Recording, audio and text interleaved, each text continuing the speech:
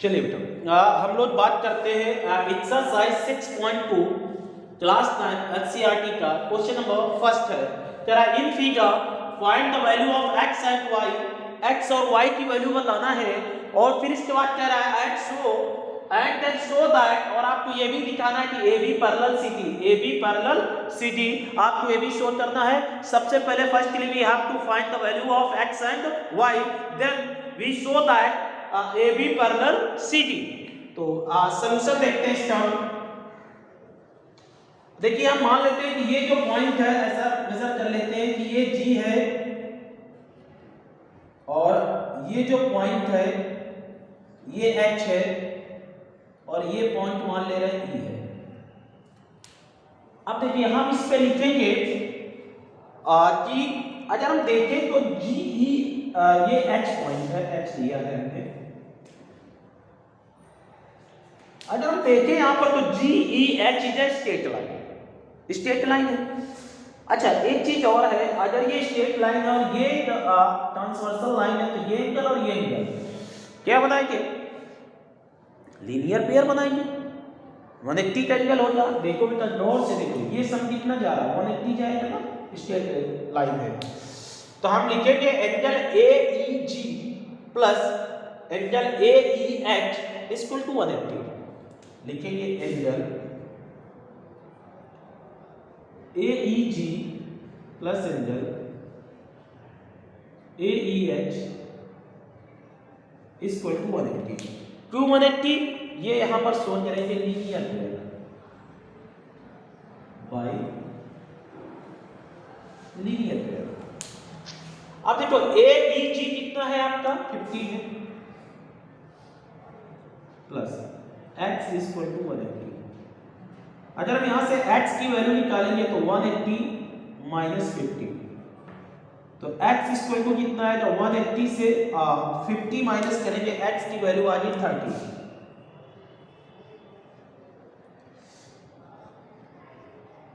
x की value होगी। अब इसके बाद कह रहा है y की वैल्यू बताना है। तो देखो बेटा ये एंगल और ये एंगल दोनों इक्वल होंगे। क्यों? क्योंकि ये वर्टिकली अपोजिट एंगल है। अच्छा इसका इक्वेशन फर्स्ट का लिख दे दो ऐसे। फिर इसके बाद लिखेंगे angle y equal to 130, y equal to 130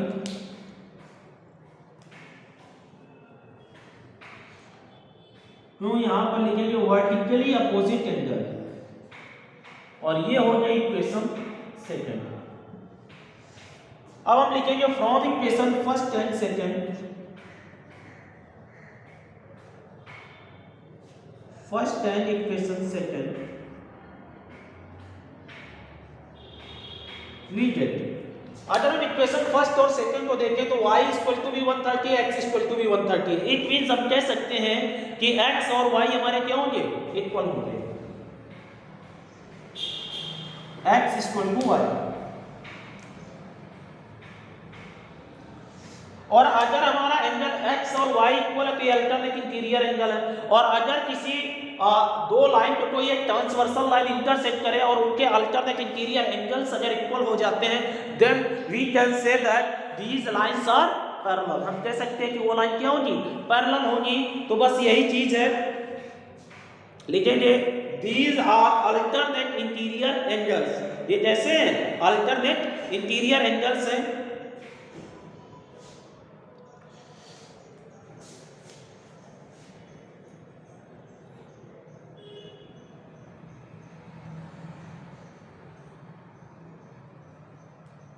alternate interior angles, ये अल्टरनेट इंटीरियर एंगल्स हैं एंड ये क्या है बेटा? इक्वल्स हैं and they are equal and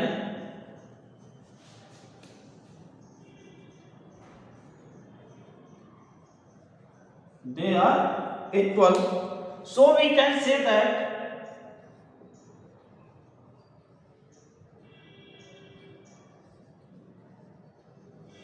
So we can say that हम कह सकते हैं कि A B parallel C D,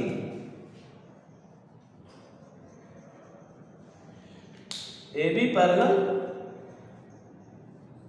C D. Show करना था, शो हो गया, अप्रूव हो गया। देख लो, कोई दिक्कत समस्या नजर आ रही हो तो फिर पूछो।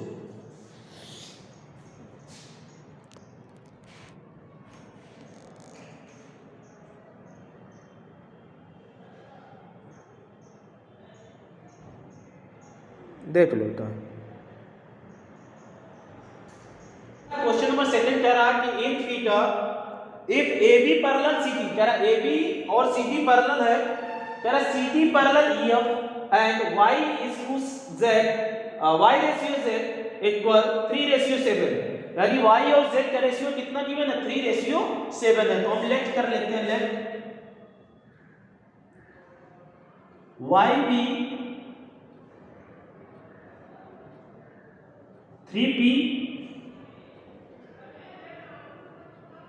And ZB 7p। हमने ऐसा मान लिया कि y 3p है और z कितना है, 7p है, ऐसा हम लेट कर ले रहे हैं। फिर इसके बाद हमसे कह रहा है कि AB पैरेलल CD और कह रहा है CD पैरेलल EF। ये हमारा क्या है बेटा, जीवन है।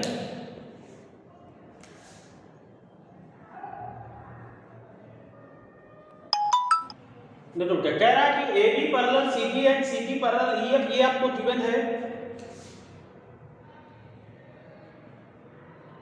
देन तब हम ये भी बोल सकते हैं ना बेटा कि C D A B C D के parallel, C D E F, तो एक भी ए बी और ई एफ भी पैरेलल हो जाएगा। A B parallel E F. अच्छा, अगर ए बी और ई एफ पैरेलल है तो देखो A B parallel E F, इसको भूलो लाइन को थोड़ी देर के लिए, सीधी हटाओ। यहां से देखो, ऐसे कुछ फिगर बन रहा है, ये ए बी है और ये ई एफ है, ये पैरेलल हो जा रही है, ट्रांसवर्सल लाइन है, इसमें ये एंगल x है और ये एंगल z है। तो x और z क्या हो जाएंगे, इक्वल हो जाएंगे बाय अल्टरनेट इंटीरियर एंगल। तो लिखेंगे अब यहां पर x equal z, x equal z। क्यों इक्वल है, लिखेंगे alternate interior angle, alternate interior angle, इसकी वजह से इक्वल हो जाएगा। ये इक्वेशन फर्स्ट हो गई। इतना क्लियर हुआ सबको। अब देखो, हमको पता है कि A B parallel C D है, तो अगर ए बी और सी डी पैरेलल है तो x और y का सम कितना होगा, 180। क्यों, क्योंकि को इंटीरियर एंगल है। तो यहां पर लिखेंगे x प्लस y 180 डिग्री। क्यों होगा, ये लिखेंगे यहां पर को इंटीरियर एंगल,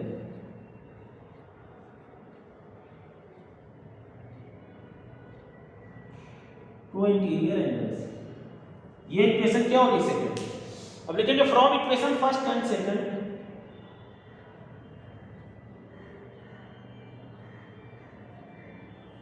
फर्स्ट और सेकंड से देखते हैं बेटा, x plus y 180, x equal to z, तो x के प्लेस में z पुटअप हो जाएगा यहाँ पर, तो आपका आएगा क्या, y plus z equal to 180। अब देखो, आपको पता है कि y कितना है, 3p है, और z कितना है, 7p इक्वल टू 180। तो 3p प्लस 7p कितना हो गया, 10p इक्वल टू 180। अगर हम यहां से p की वैल्यू निकालें, p की वैल्यू, तो ये 0 से ये 0 कैंसिल हो जाएगा, यानी जो हमारा p आएगा वो कितना आएगा, 18 आएगा, p इक्वल टू 18।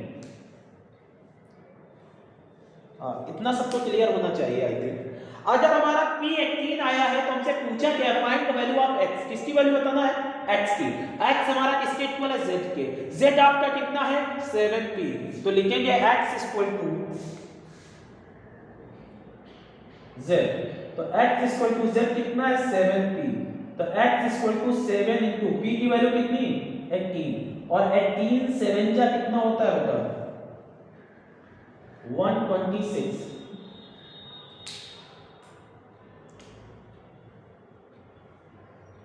ये आपका आंसर आ गया,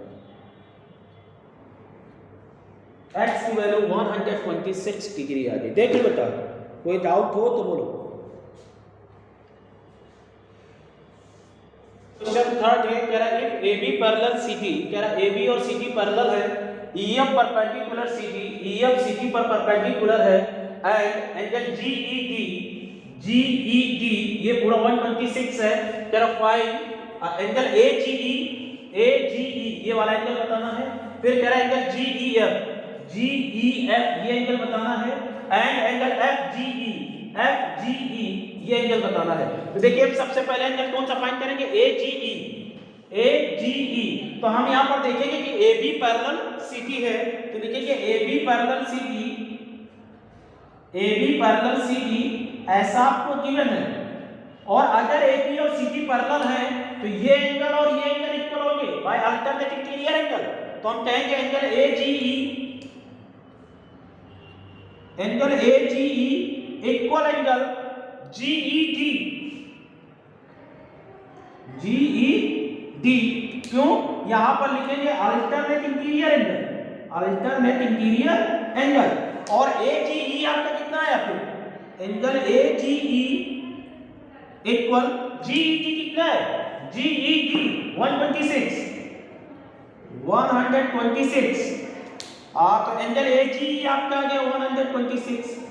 फर्स्ट आंसर आपका फाइंड हो गया। फिर इसके बाद बोला है सेकंड की GEF बताइए, GEF देखो बेटा, ये यहां से यहां तक एंगल 126 है और ये 90 है, तो अगर इस 126 से 90 माइनस हो जाएगा तो ये एंगल बच जाएगा ना, तो हम यही लिखेंगे angle GEF equal to angle GET minus angle FEG। तो ये एंगल है कितना, 126 माइनस 90, तो आपका एंगल आएगा GEF 126 से 90 गया, कितना बचेगा 36।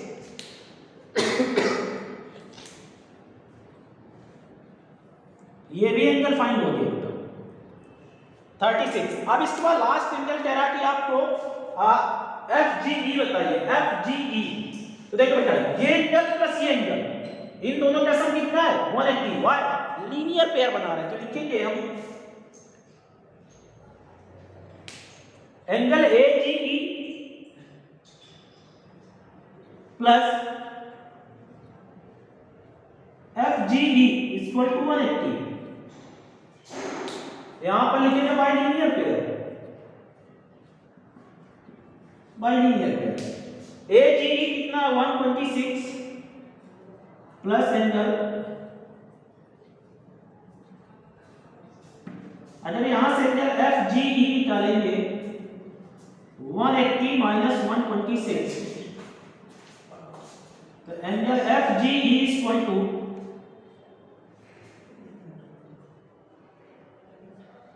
54। तो एंगल FGE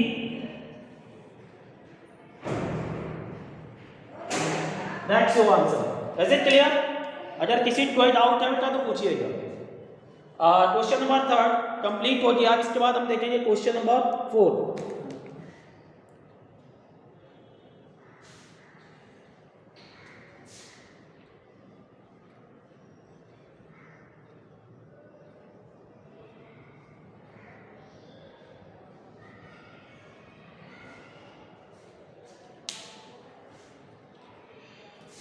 देखो बेटा, क्वेश्चन नंबर 4 कह रहा है if PQ parallel ST, PQ और ST ये पैरेलल है, और बोल रहा है एंगल PQR 110, एंगल PQ, अच्छा ये पॉइंट R है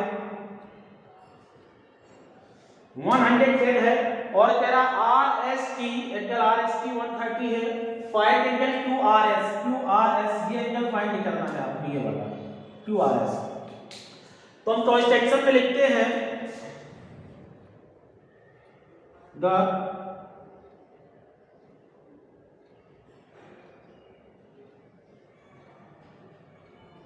आर डी, या आर बी ना लिखो, कुछ और लिखो, the R U parallel S T. हमने क्या लिखा था, R U parallel S T, एक आर यू लाइन ड्रा कर रहे हैं यहां से रे, जो एस टी के क्या है, पैरेलल है। क्लियर होगी बात, इतना क्लियर होनी चाहिए सबको। The R U parallel S T, अगर ये और ये पैरेलल हैं तो ये एंगल प्लस ये एंगल, इन दोनों का सम 180 होगा क्योंकि कोई इंटीरियर एंगल है, S R is a transversal line. तो सॉल्यूशन में लिखेंगे यहां से S T parallel R U and S R is a transversal, और अगर ये ट्रांसवर्सल है तो हम ये बोल सकते हैं कि angle R S T plus is equal to 180। क्यों?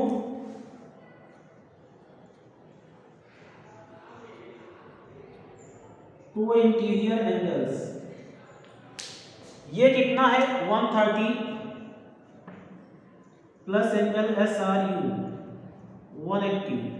अगर हम एंगल एस आर यू यहां से निकालेंगे 180 से 130 माइनस होगा तो एंगल एस आर यू कितना है होगा 50। ये एंगल आपका एस आर यू आ गया 50। इतना सबको क्लियर हो गया। अच्छा, अगर ये एंगल आपका 50 है तो देखो पी क्यू एस टी के पैरेलल है और एस टी आर यू के पैरेलल हो जाए, it means R U P Q के भी पैरेलल हो जाएगा। अगर ये और ये पैरेलल है, ट्रांसवर्सल है, तो ये एंगल और ये पूरा एंगल ये इतना ये इक्वल हो जाएगा by alternate interior angle. Clear होगी बात? तो हम यही चीज लिखेंगे यहां पर कि P Q parallel S T, P Q parallel S T, फिर इसके बाद लिखेंगे R U parallel S T. ये क्यों है? क्योंकि गिवन है, और ये क्यों है? बाय कंस्ट्रक्शन के थ्रू। तो अगर पी क्यू एस टी के पैरेलल है, आर यू एस टी के पैरेलल है, देन जो पी क्यू होगा ये आर यू के पैरेलल हो जाएगा। और अगर आपका पी क्यू और आर यू पैरेलल है, अगर आपके पी क्यू और आर यू पैरेलल है तो हम कह सकते हैं कि Q R is a transversal line, और क्यू आर अगर ट्रांसवर्सल लाइन है, इसमें ये और ये पैरेलल है, ये और ये एंगल अल्टरनेट इंटीरियर है उनके, तो हम लिखेंगे angle P Q R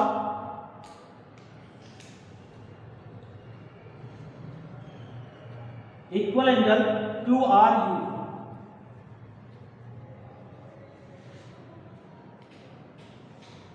equal कितना हो जाएगा? ये 110 है तो ये भी 110 हो जाएगा। यहां पर लिखेंगे अल्टरनेट इंटीरियर एंगल। अब देखो क्यू आर यू को हम लिख क्या सकते हैं? Q R you angle Q R you, Q R you को क्या लिख सकते हो? Q R S plus S R you. ये आपका कितना है 110,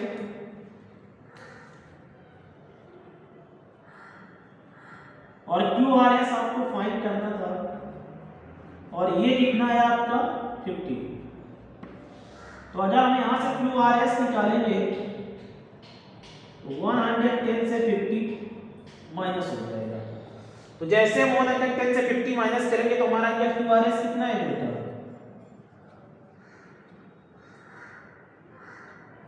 60।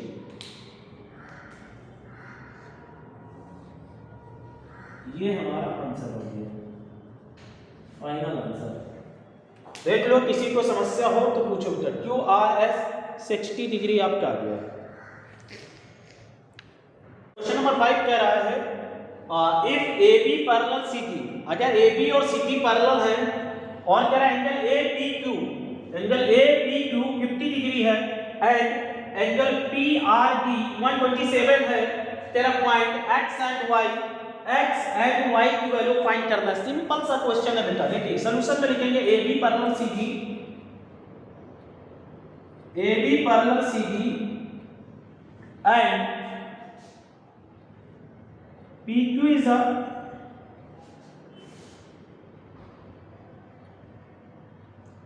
transversal, then देखो AB और CD पैरेलल है, ये ट्रांसवर्सल है, तो ये एंगल और ये एंगल इक्वल हो जाएगा।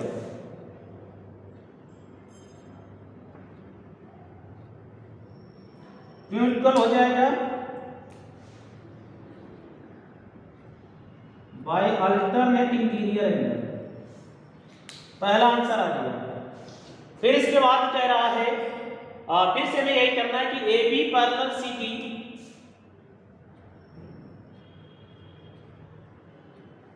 and PR is a transversal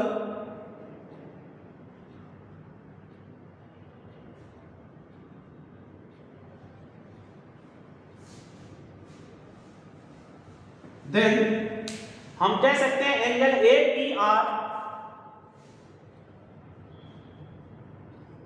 equal angle PRT alternate interior angle.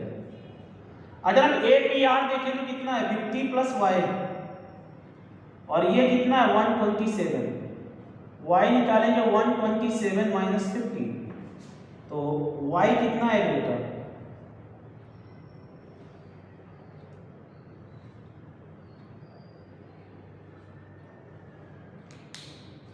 77, y की वैल्यू कितनी आ गई?